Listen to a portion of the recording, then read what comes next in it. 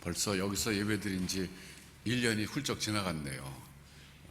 여기 와서 처음에 낯선 곳에서 예배드렸던 날이 엊그제 같은데 벌써 1년이 지나서 오늘 이제 금년도 마지막 주일 예배가 됐습니다. 그래서 오늘 이제 설교 본문을 보니까 바울 사도가 바나바와 함께 예루살렘에 갔다가 그 마가라고 하는 요한을 만나서 데리고 돌아왔다, 이 기절이 있더라고요. 그래서 제가 한 기절 갖고 설교가 될 수 있을까 좀 생각해 봤거든요. 근데 될 수 있겠더라고요. 그럼 설교자들의 그 숙제 중에 하나는 뭐냐면 설교를 준비할 때 본문을 어디까지 끊을까, 이렇게 쭉 이어서 하다 보면 어디까지 끊어야 될까. 근데 어떨 때는 한 구절 갖고 설교할 수도 있고 어떨 때는 한 10구절 갖고 할 수 있거든요. 한 구절 갖고 오늘 좀 할 수 있을까 연구해 봤더니 충분히 가능하겠더라고요. 그리고 또 연말이니까 이 만남에 대해서 한번 주제로 해서 만남을 주제로 생각해 보는 것도 좋겠다. 그래서 오늘 제목을 만남의 축복이라고 정하고 이 본문을 가지고 바울과 마가의 만남이 결국 어떻게 이어졌고 어떤 결과를 가져왔을까, 이걸 중점적으로 파헤쳐 보는 가운데 우리도 다윗교회에서 만나지 않았습니까? 여러분 오늘 미즈모르 찬양대도 보니까 일찍 나와가지고 연습하고 오늘 찬양하는데 참 특별한 만남이잖아요. 여러분들 특별한 만남이고 또 우리 다윗교회 성도님들 한 분 한 분들이 다 특별한 만남인데 이 만남이 우리에게 어떤 의미가 있을까? 하나님이 이 만남을 통해서 우리 삶을 어떻게 축복하실까? 우리가 이 만남을 어떻게 유지해 가야 될까? 이런 문제를 가지고 오늘 좀 설교를 제가 준비해 봤습니다. 우선 이 바울과 마가의 만남은 성경에 오늘 본문에 나왔지만은 그 안디옥 교회에서 헌금을 했어요. 그래서 바나바, 바울이 그 헌금을 가지고 예루살렘에 갔습니다. 근데 가서 이제 만났다고 되어 있는데 사실 그 갔을 때 상황이 그렇게 좋은 상황은 아니었습니다. 왜냐하면은 사도 야고보가 순교당했었던 바로 그때입니다. 그러니까 사도 바울이 아마 예루살렘에 갔을 때 굉장히 충격을 받았을 거예요. 사도 야고보가 죽었다. 이건 뭐 사도 바울에게만 충격이 아니라 당시 초대교회 사람들 모두에게 충격이죠. 게다가 베드로가 갇혔다. 그런데 베드로가 기적적으로 하나님이 구원해 주셔서 나왔다. 이런 것들 다 아마 거의 그 상황에서 같이 경험했을 겁니다. 그런 와중에 이제 그 마가를 만나가지고 또 통성명했을 것이고, 근데 마가는 여러분 알다시피 바나바의 조카잖아요. 그러니까 바나바가 마가의 외삼촌으로 알려져 있어요. 그래서 이제 바나바와 함께 갔기 때문에 자연스럽게 만나게 됐고, 또 그 마가의 다락방이라고 그러지 않습니까? 오순절날 성령께서 강림하신 그 장소가 마가의 다락방입니다. 그러니까 마가가 꽤 부잣집 아들이었어요. 그리고 원래 이름 자체가 마가 요한이라 그러잖아요. 요한은 히브리식 이름입니다. 그런데 마가는 로마식 이름이에요. 그러니까 그 로마의 이름을 가졌다는 것 자체가 그 당시 상당히 많이 공부한 아이다, 공부한 사람이다, 이걸 알려주는데 어떤 사람들 연구에 의하면 이 마가가 알렉산드리아로 유학을 갔었다고 합니다. 여러분 알렉산드리아가 그 당시에 약 인구 100만의 도시였어요. 그러니까 대단히 큰 도시죠.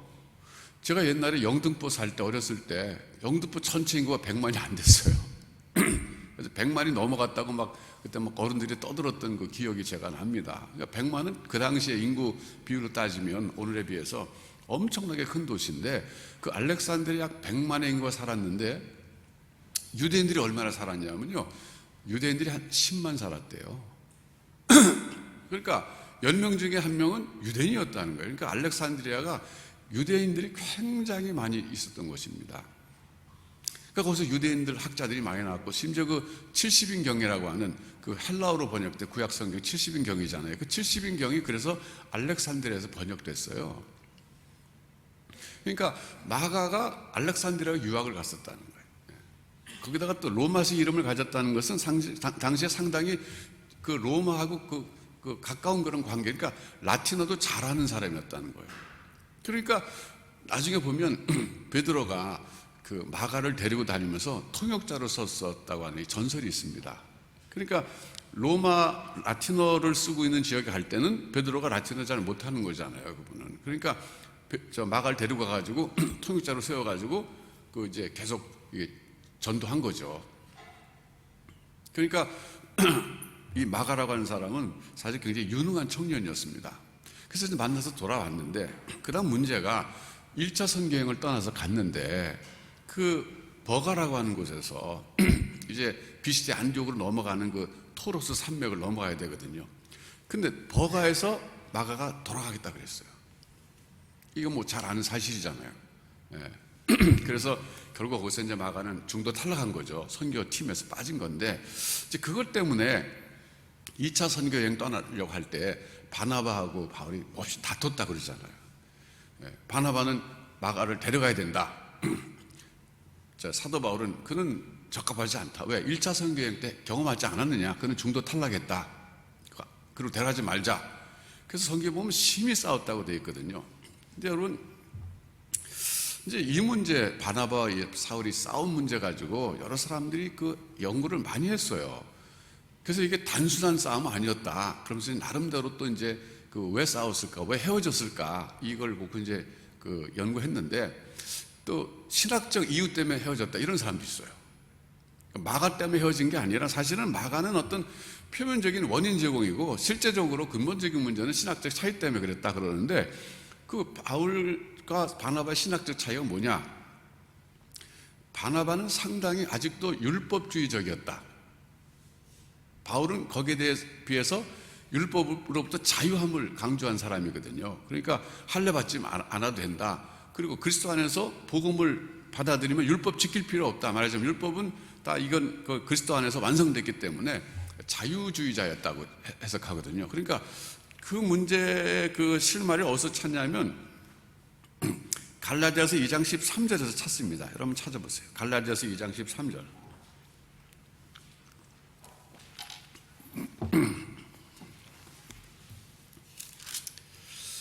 그 갈라디아서 2장 13절에 보면 바울 사도께서 베드로하고 바나바를 책망했다, 그런 얘기가 나와요.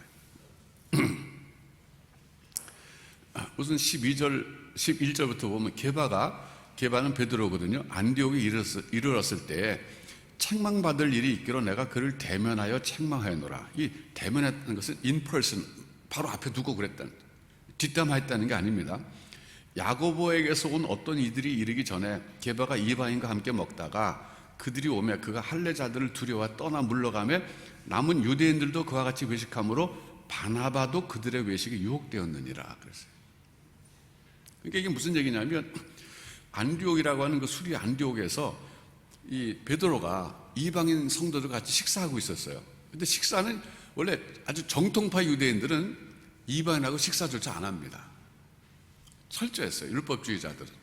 근데 베드로가 이제 식사하고 있었는데 그 야고보에게서 온 어떤 사람들이, 이 사람이 누구냐면 이름은 안 나오지만 아주 정통파 유대인들이에요. 철저히 율법주의적 그리스도인들이에요. 이 사람들은 그리스도인들인데 유대주의적 율법주의적 그리스도인들이에요. 이 사람들은 아직까지도 이방인과 식사 안 하는 사람들이에요. 예수 믿으면서도. 그 사람들이 오니까 베드로가 고민한 거예요. 나는 충분히 이 이방인 성도들과 식사할 만큼 그 어떤 지식도 있고 성경적 지식도 있고 자유함도 있지만 저 사람들은 이해 못할 사람인데 괜히 와가지고 내가 이 식사하는 거 보면 나중에 이것 때문에 괜히 골치 아픈 일이 생기지 않을까. 그러니까 쓱 일어난 거예요. 미안하다, 내가 지금 저 사람도 오는데 괜히 분란이 일으키기 싫으니까 내가 일어나는 거 좀 익스큐즈 해달라. 일어났어요. 그러니까 막 분위기가 썰렁해졌겠죠, 그때. 그런데 바나바도 같이 일어난 거예요, 바나바도. 근데 이때가 언제냐면 보통 이제 그 예루살렘 총회 이후로 보거든요. 예루살렘 총회에서는 이방인들은 율법 우리처럼 지킬 필요 없고 할례 받을 필요 없다, 이렇게 결정됐을 때 바나바도 있었어요. 바나바와 바울이 같은 입장이었거든요. 할례 받을 필요 없다, 이방인들은. 그랬는데 그 이후에 바나바는 여전히 어떻게 보면 왔다 갔다 한 것 같아요. 보면 할례 문제에 대해서는 뭐 클리어했을 거예요. 할례 받을 필요 없다, 그건 분명했지만, 그러나 아직까지 이게 베드로가 일어날 때 자기도 일어나는 거 보면 바울 입장에서는 베드로는 그렇다 쳐도 바나바는 뭐야? 나랑 같이 이방인 선교사로 일자 갔다 온 사람인데 어떻게 이렇게 멀쩡하게 이렇게 일어날 수 있을까? 그게 이제 굉장히 마음에 어떻게 보면 숙제가 있었던 거죠. 신학적 차이로. 그래서 2차 선교여행 갈 때 바나바는 마가를 데려가자. 바울은 안 된다 그럴 때 에이, 이참에 헤어지자. 이렇게 생각했던 사람도 있어요. 이건 아니 설이니까 여러분 그냥 참고하세요. 그러니까 제가 그냥 여러분 참고로 이런저런 얘기하는 거예요. 근데 여러분 요즘에 나온 그 바울이라는 영화 보셨어요? 보시면 손 한번 들어보세요. 바울. 뭐 한 5사람 되는데 저도 아직 안 보고 있어요. 저는 아직 아끼고 있어요. 이제 보려고.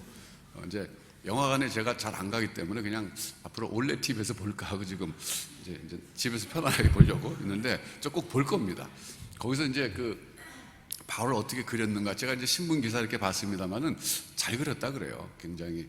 그러니까 자기가 박해자였던 그 시절이 항상 사도 바울을 이렇게 누르고 늘 자기 자신 돌아보게 하는 어떤 그런 인간적인 모습 이런 걸 포인트를 잡았다 그러는데 상당히 고증을 했겠죠.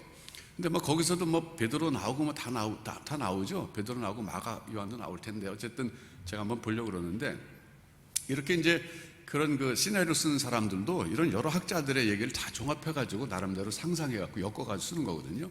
근데 어쨌든 헤어진 이유가 단순히 마가를 데려가는 그 문제가 아니었다는 거예요.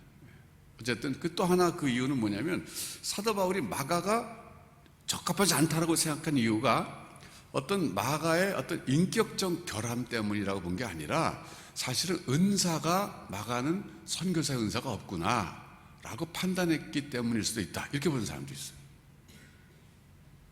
근데 이것도 상당히 근거가 있어요. 여러분 생각해 보세요. 사도 바울이 굉장히 속이 좁은 사람이었을까요? 상당히 폭이 좀 이렇게 통이 넓은 사람이었을 것 같아요. 어땠을 것 같아요? 좁았어요? 상당히 이쪽은 지금 미즈모로는 지금 상당히 좁다고 지금 그런 아주 쫀쫀한 사람 이렇게. 근데 이제 고린도 전서에서 사도 바울이 이제 2차 선교여행 지나고 나서 쓴 게 고린도 전서잖아요. 근데 거기서 쓴 거 보면 사람 각각 은사대로 일해야 된다 그런 얘기 강조하거든요. 은사. 그러니까 은사라는 건 뭐냐면 그 사람의 어떤 역할인데 바울 사도가 볼 때 마가는 이 사람은 선교사의 은사는 없는 것 같다 이게. 1차 선교여행 때 보니까 중독 가버렸잖아요. 그러니까 은사가 아닌 것 같다 이 사람은. 인격적으로 결함이 있다 그런 것보다는 내가 볼 때 마가는 이건 아닌 것 같다 선교사는. 그래서 반대했을 것이다 이런 해석도 있어요. 참고하시라는 거예요. 아니면 제가 이제 2가지 이유 말했잖아요. 첫째는 신학적 이유 때문에 바나바가 갈라졌다. 두 번째는 마가가 은사가 없다고 판단해서 선교사 은사가 없다고 생각해서 안 데려가기로 했다. 세 번째는 그냥 마음에 안 들어서 그럴 수 있어요. 그냥 마가 보니까 이제 마음에 안 들어. 내 스타일이 아니야. 뭔가 나하고 기질도 틀리고 그냥 안 맞아. 그랬을 수도 있어요. 어쩌면 이 3가지가 다 합쳐졌을 수도 있어요. 그거는 우리는 잘 모르지만 그래요. 근데 이제 그럼 그 다음에 이 바울과 마가의 관계가 어떻게 됐는가 쭉 보면요. 헤어지고 나서 약 한 12년 동안은 서로 어떻게 지냈다 그 얘기가 전혀 근거가 성경에 없어요. 그런데 12년 만에 바울 사도가 마가에 대해서 언급을 합니다. 그게 뭐냐면 골로새서 4장 10절이에요. 한번 가서 보세요.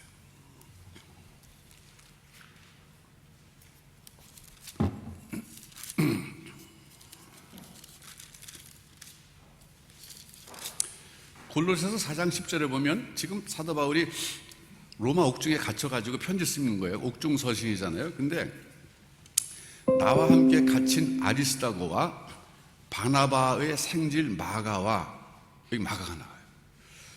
마가와 이 마가에 대하여 너희가 명을 받았음에 그가 이르거든 영접하라 그랬어요. 여기 보면 이게 12년이 흘러간 거예요. 지금 연대를 따져보면 헤어지고 나서 약 12년 흘러서 이게 지금 AD 한 62년경이거든요. AD 62년경에 쓴 게 이제 골로새서라고 보통 알려져 있는데 이때 골로새서에 사도 바울이 드디어 마가를 언급합니다. 바나바의 생질 마가. 그리고 가로하고 이 마가에 대하여 너희가 명을 받았으며 그가 이르거든 영접하라. 지금은 사도 바울과 함께 로마에 있는 거예요. 그 로마 감옥이지만 여긴 좀 자유스러운 감옥이었어요. 그래서 마가도 같이 감옥에 갇힌 건 아니지만 같이 지냈는데 마가를 골로새 교회로 보내려고 한 거죠. 사도 바울이. 그러니까 이때는 벌써 마가가 다시 사도 바울에게 재신임을 얻어가지고 같이 일하고 있었던 거예요.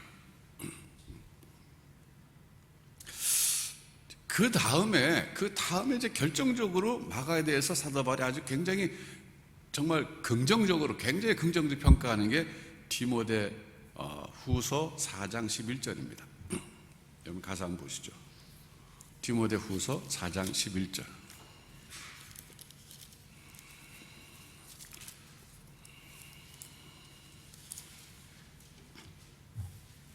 여러분 디모데 후서는요, 옥중 서신 중에서도 아주 가장 늦게 쓴 서신서예요. 그 사도 바울이 거의 돌아가실 때 쓴 거예요, 이거는. 그러니까 이때가 AD 한 66년경으로 잡거든요. 그러니까 아까 골로새서 쓴 게 AD 62년이니까 한 4년 후예요. 4년 후쯤 됐는데 AD 66년이면 이때가 언제냐면 이미 베드로는 순교한 때입니다. 보통 AD 64년도에 베드로가 순교하셨다고 그러거든요. 네로 황제 때. 그러니까 순교하고 나서 한 2년쯤 지난 다음에 그때쯤에 사도 바울이 역시 거기에 갇혔어요. 그리고 이제 돌아가시거든요. 그런데 이때 이런 말 하는 거예요. 누가만 나와 함께 있다. 지금 감옥에 갇혔는데 누가만 나와 함께 있다. 정말 누가는 정말 충성스러운 사람이었어요. 내가 올 때 마가를 데리고 오라. 그가 나의 일에 유익하니라 그랬어요. 이거 보면 사도 바울이 마가를 이렇게 신뢰하는 거예요. 좀 마가 좀 데려와라. 왜? 그는 나의 일에 참 유익한 사람이다. 참 이런 지금 몇 구절 이렇게 살펴보면서 우리가 같이 한번 생각해 봤습니다만은 바울과 마가의 만남은 처음 시작해서 참 처음에 잘 출발했다가 초창기에 한번 이렇게 굉장히 크게 문제가 생겨서 헤어졌다가 그리고 한참 시간이 지나서 다시 그 관계가 회복돼 가지고 마지막에는 사도 바울이 마가는 정말 나에게 필요한 사람입니다. 나의 일에 유익한 사람입니다. 이렇게까지 할 정도가 됐다는 것은 이 두 사람에게 다 이 축복이에요. 축복입니다. 만일에 그냥 헤어진 상태로 끝냈다면 참 이게 아픔일 수도 있어요. 근데 그게 아니라 이렇게 아름답게 서로가 관계가 회복돼 가지고 서로 없어서는 안 될 사람들로 살아가는 모습 보면 옆에서 보는 우리들도 볼 때 참 흐뭇하고 감동적이지 않습니까? 근데 이제 제가 이거 오늘 설교 준비하면서 여기서 묵상한 게 뭐냐면 나의 일에 유익하기 때문에 데려오라 요 말이었어요. 이 말은 어떻게 생각하면 굉장히 이기적이에요. 사도 바울은 여전히 일 중심이다. 나의 일에 유익하지 않으면 데려오지 말아라 이런 거잖아요. 나는 마가가 참 그냥 좋아. 일과 상관없이 마가가 보고 싶어. 그게 아니라 마가 좀 데려와요. 나의 일에 참 유익하다.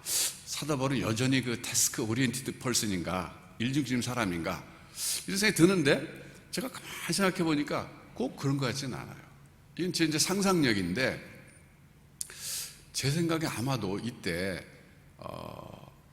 마가를 바울 사도가 위로해주고 싶고 격려해주고 싶지 않았을까 싶어요.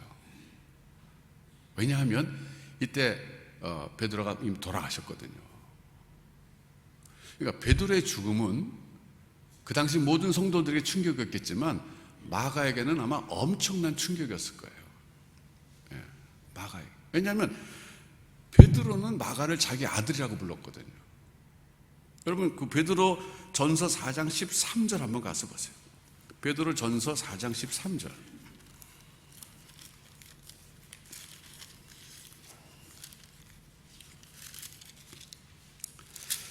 베드로전서 4장 13절을 보시면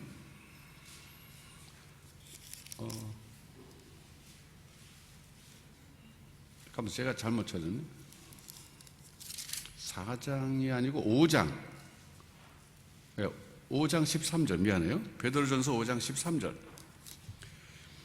택하심을 함께 받은 바벨론에 있는 교회가 너희에게 문안하고 내 아들 마가도 그리하느니라 그랬어요. 이건 베드로가 살아 계실 때 쓰신 편지잖아요. 근데 마가를 내 아들 마가라 그랬어요. 그러니까 통역자로 데리고 다니다가 정든 거죠. 그러니까 그냥 동역자 관계가 아니라 이제 아버지와 아들의 관계가 된 거예요, 마가는. 여러분, 그래서 얼마나 참 그 베드로에 대한 사랑이 있었겠어요. 하나님의 뜻 가운데서 어쨌든 그분이 순교 당하셨을 때 마가가 얼마나 충격받았겠어요. 그러니까 이때쯤에가 지금 언제냐면은 AD 한 66년이니까 베드로가 AD 64년에 순교당했다 그러면 한 1, 2년 후거든요. 그 충격 속에 있는 마가를 사실 사도 바울이 좀 격려해주고 위로해주고 싶지 않았을까. 마가를 데려와라. 나 일에 유익하다. 그건 일 때문이라기보다는 이 일도 일이지만은 참 내가 마가를 위로해주고 싶다. 아버지 같은 베드로를 잃어버렸는데 내가 대신 아버지 역할이라도 해주고 싶다. 뭐 이런 마음이지 않았을까 싶어요. 여러분, 그 마가가 마가복음 썼잖아요, 그렇죠? 근데 흔히 마가복음을 베드로복음이라 그럽니다. 왜냐하면 베드로를 따라다니면서 통역하다 보니까 그 내용을 정말 다 안 거예요, 자기가.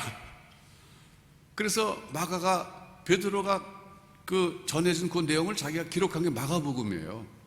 근데 작자들의 이제 연구에 의하면 그 마가복음을 기록한 연대가, 시기가 베드로가 살아있을 때냐 죽었을 때냐 이거 갖고 얘기하거든요. 그 살아있을 때라 그러면 64년 이전이어야 돼.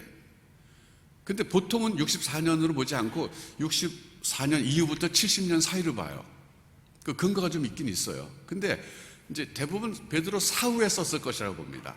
왜냐하면 마가복음에 보면 베드로의 실수가 여과 없이 다 기록되어 있거든요.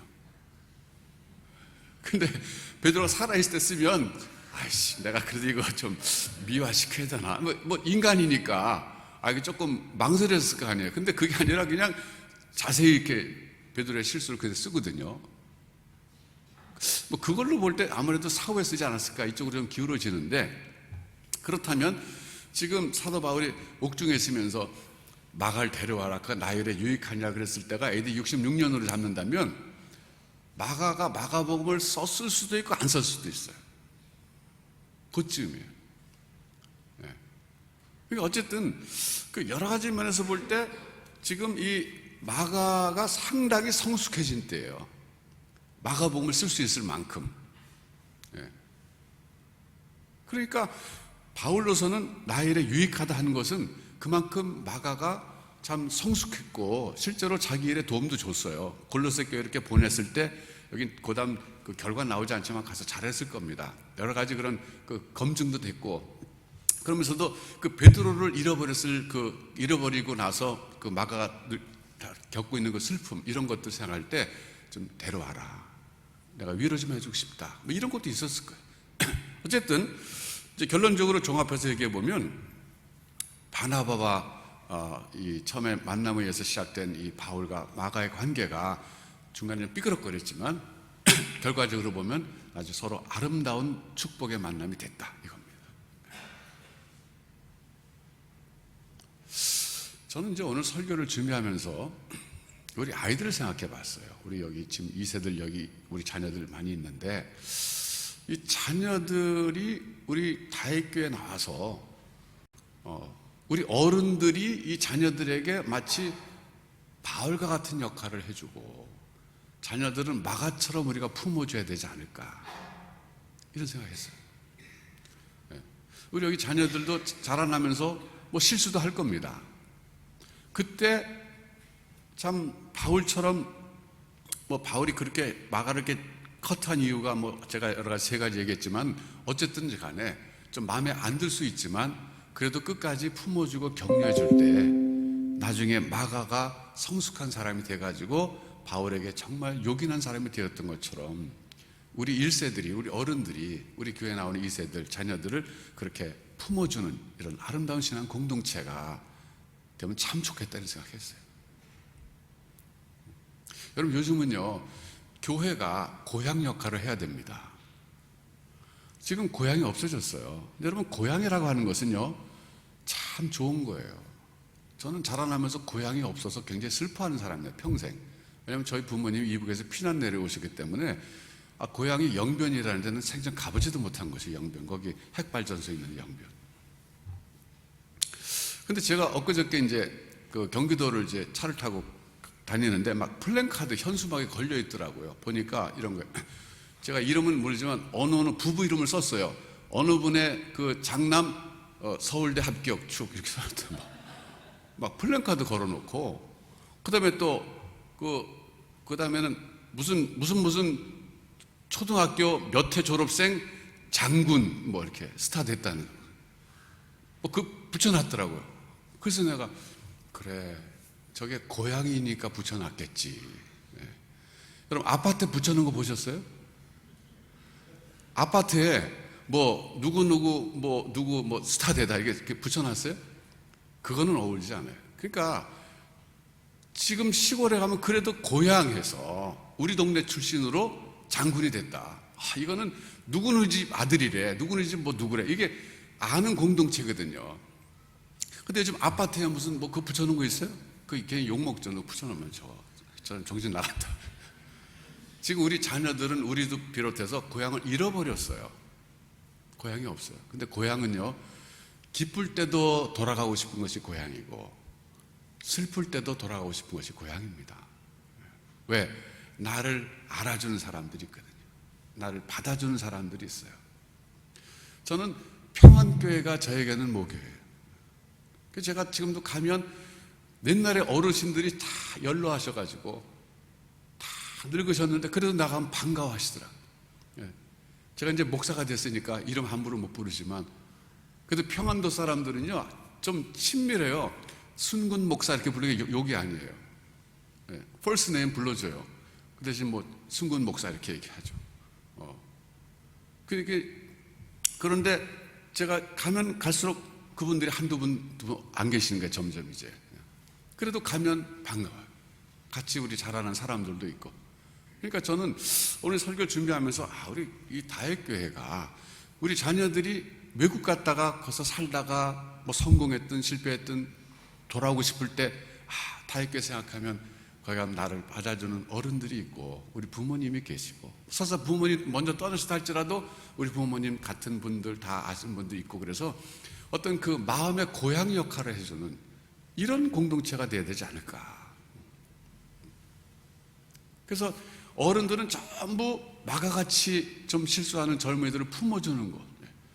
그래서 다시 그들이 회복돼서 일어나가지고 하나님 앞에서 영적으로 성숙할 뿐만 아니라 사회에서도 자기들의 역할을 해내는 그런 그 힘을 얻는 것. 제가 시카고에서 그레이스 교회 목회하고 또 볼티모어에서 베들교회 목회를 할 때 느낀 건데요, 이 한인교회는요 고향 역할을 합니다. 한인교회는 그게 장점이에요. 그래서 제가 시카고에서도 보면 그 그레이스 교회 그 젊은 사람들이 이제 직장 때문에 뭐 뉴욕 가서 살 수도 있고 뭐 LA 가서 살 수도 있고 그러다가 이제 다시 뭐 돌아오거나 아니면 잡을 시카고에서 돌아오거나 아니면 잠깐 오면요, 어른들이 그렇게 반가워하는 거예요. 왜? 요만할 때부터 알았으니까. 또 그 아이들도 다 알았으니까. 그러니까 자기 이름 불러주면서 너 정말 잘 왔다, 어떻게 지냈니? 막 이러는데 그게 고향이더라고요. 예. 그리고 거기는 교회를 중심으로 다 주로 그냥 젊은 사람들이 시카고 떠나지 않으려고 그래. 보면 잡도 다 그 근처에서 얻어. 그래서 평생을 같이 사는 사람들이 많아요. 자기 친구들끼리도. 그게 축복이죠. 제가 한국 와서 지금 보니까 그게 축복이에요. 근데 볼티모어 베들교회도 그래. 그러니까 어렸을 때부터 같이 커서 평생을 같이 사는 사람들이 있는 곳이 교회예요. 이게 고향이죠. 근데 여러분 인생을 살 때 그게 얼마나 큰 힘이 됩니까? 사실 그런 데가 있어야 되잖아요. 내가 갔을 때 모든 사람이 내 이름을 불러주는 것. 이게 체이스인가 그 영화 노래 나오잖아요. 옛날에 미국 그 시리즈 드라마 있었어요. 그 술집이었는데 체이스인가 그랬는데 모든 사람들이 내 이름을 아는 곳, 나 거기서 가고 싶다. 그게 술집이었어요. 그만큼 사람은 외로운 거예요.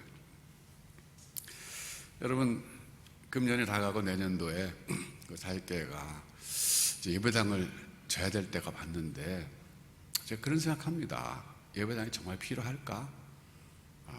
전 최소한도의 예배당은 필요하다 이렇게 생각해요. 최소한도의 예배당, 뭐 화려한 게 아니라. 마치 이런 거예요. 아이들을 잘 기르면 돼요.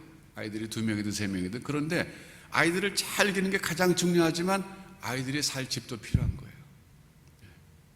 우리 교회가 그렇다고 생각해요. 우리 성도들이 잘 영적으로 크는 거 중요해요. 그렇지만 성도들이 예배드릴 장소가 최소한도 있어야 되지 않겠어요?